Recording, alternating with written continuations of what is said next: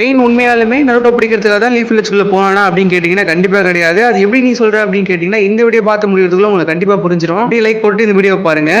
வேற யாரும் கிடையாது, நாகட்டோ உசுமாக்கி தான். உசுமாக்கி கிளானை சேர்ந்தவன் தான் ஆகணும். உசுமாக்கி கிளான்லயே ஒன் ஆஃப் தி பவர்ஃபுல்லான ஒரு கேரக்டர் அப்படின்னா அவனை தான் சொல்லணும். அவன் எவ்வளவு பவர்ஃபுல் அப்படிங்கிறது நீங்க நல்லாவே பார்த்துருப்பீங்க. நாகட்டோ எதனால லீஃப் வில்லேஜுக்கு எதிராக திரும்பினா அப்படிங்கறத அடுத்த வீடியோல பார்க்கலாம். அதுக்கு முன்னாடி எதனால அகாட்சுகி கிரியேட் பண்ணா அப்படிங்கறத பார்ப்போம். அகாட்சுகின்றது மக்களுக்கு நல்லது பண்றதுக்காக மட்டும்தான் உருவாக்கப்பட்டுச்சு. அதை ஒபிட்டோ தான் தப்பான வழிக்கு பயன்படுத்திருப்பான். ஒபிட்டோட கட்டளையினாலதான் எல்லா ஜிஞ்சருக்குமே அவன் பிடிச்சிருந்திருப்பான். அவனுக்கு ஜிஞ்சருக்கே பிடிக்கணும் அப்படிங்கிற எந்த ஐடியாவுமே கிடையாது. அது ஏன் அப்படின்னா மாதரான்ற பேர்ல தான் அவன் பண்ணிட்டு இருக்கான். மாதராவோட கட்டளையை யாராலுமே மீற முடியாது. அதனாலதான் ஒருவேளை மாதராவால பிறருக்கு யாருக்கும் ஆபத்து வந்துடக்கூடாது அப்படிங்கிறதுக்காக தான் அதெல்லாம் பண்ணியிருந்திருப்பான்.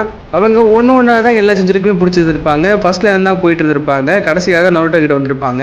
உண்மையாலுமே அந்த நருட்டோவை பிடிக்கிறதுக்காக தான் வந்தானா அப்படின்னு கேட்டீங்கன்னா கண்டிப்பா கிடையவே கிடையாது. அது எப்படின்னா அவங்க கொல்றதுக்காக உண்மையாலும் வந்திருந்தான் அப்படின்னா அந்த மைட்டி புஷ் இருக்கு இல்லையா, அதை நருட்டோ மேல போட்டுக்கலாம். அந்த பவரை சேமிச்சு வச்சு நருட்டோவை காலி பண்ணியிருந்திருக்கலாம். நருட்டோவை பிடிச்சிட்டு போறது இல்லைன்னா கொஞ்சம் நினைச்சிருந்தாலுமே கூட அவன் லீஃப் வில்லேஜ் அழிக்கிறத மட்டும்தான் அவன் டார்கெட்டாக வச்சிருந்தான். அப்புறம் அவங்க லீஃப் வில்லேஜ் அழிச்சதுக்கு அப்புறம் அவங்க எல்லாருக்கும் உயிர் கொடுத்துருப்பான்.